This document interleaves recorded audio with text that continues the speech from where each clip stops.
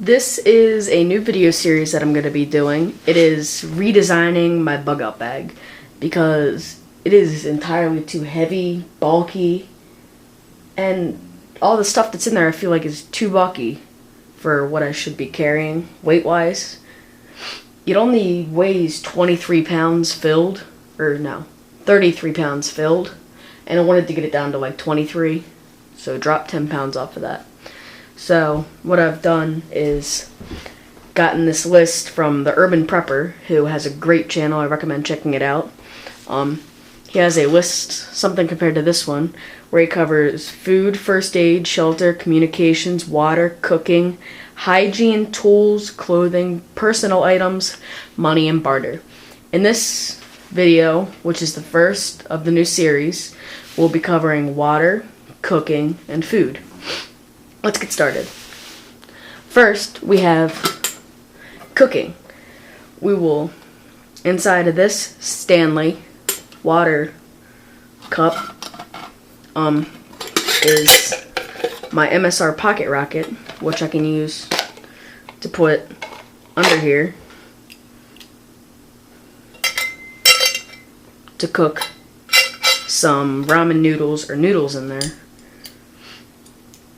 And I've watched a lot of reviews on stoves, and the MSR Pocket Rocket looks the most durable and the most compact for the money you're spending on it, which is one of the cheaper stoves. Next for cooking, we have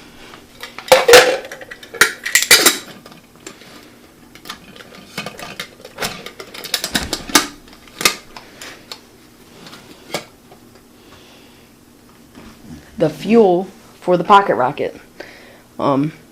It's 8 ounces or 220 grams. I haven't opened it yet. And then I threw this in here to light it in case my Bic lighter runs out. It's a Sparky. At REI it was $5. Next for cooking, I have this pot that came in a bigger set, but I took the rest of the set out because it's too bulky, like everything. And inside of here, I have, oh, it's missing.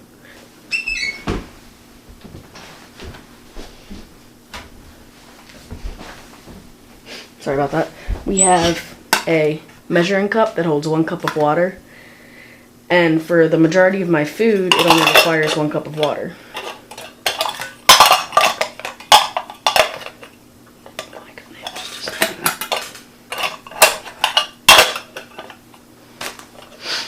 And that completes our cooking part of the video. Next, we'll cover water. Water is essential to your survival outdoors, or if worst comes to worst, you could have a natural disaster where you would end up in a storm shelter. So for that, I have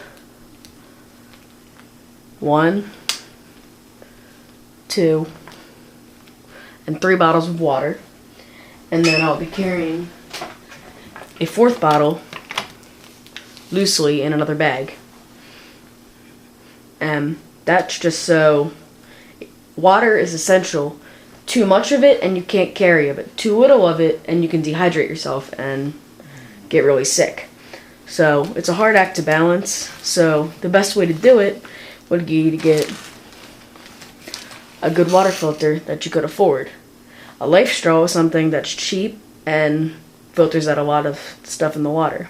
All you do is you pop the cap, pop the bottom, stick it into a river or a water bottle that you have just took it out of a river, and use the mouthpiece and suck through it and drink the water. Or another way to go would be to buy a water pump. This one is made by Katadyn, and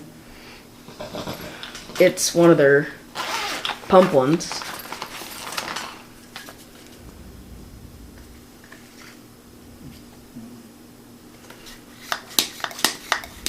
It's an easy pump.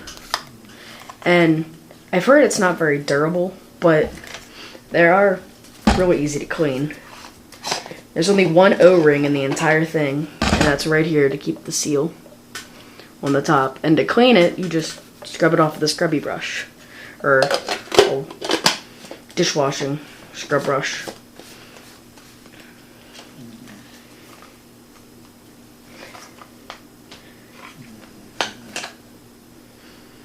It also comes with a sediment filter for when you're sucking it out of the river, and then this filter gets all the parasites out of it and all the chlorine taste and makes the water nice and drinkable.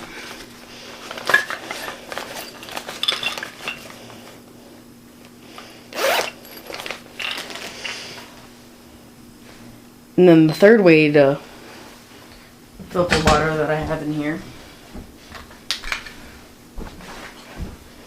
would be water purification tablets. And they're in the bottom of this bottle that is full of stuff, so I don't feel like taking them out right now. But this water bottle has a small filter in it to get all, in case water purification tablet. One water purification tablet does this whole bottle. So if I put one in here and then I drink out of it, this will get that taste out of there. Or I could make some tea or some flavored drink mix out of it. And that completes our water segment of it. And the next thing and final thing would be food. And food is something that you would like to have a plenty of, because if you go to an emergency shelter and they're having spaghetti and eyeballs for dinner, and you're not really feeling that after the day you've had, then you can sit down and have some MRE peanut butter as some comfort food, 6 of those, flavored drink mixes, 10 of those, beef stew and chicken noodle soup MREs. I recommend getting the heater because they're disgusting cold, like everything else. That is not meant to be eaten cold. The next thing is Mountain House. This is something easier to get. You can buy it at most sporting stores.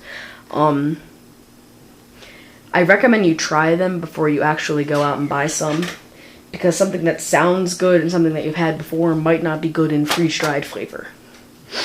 So I've chosen beef stew, chicken and rice, and chicken teriyaki. Some of the flavors, in my opinion, that are really good. And finally, I have some annuals. Every year I'll replace these. And inside of here I have some Star Kiss singles, 3 of those. Tuna fish is really good, and it doesn't expire.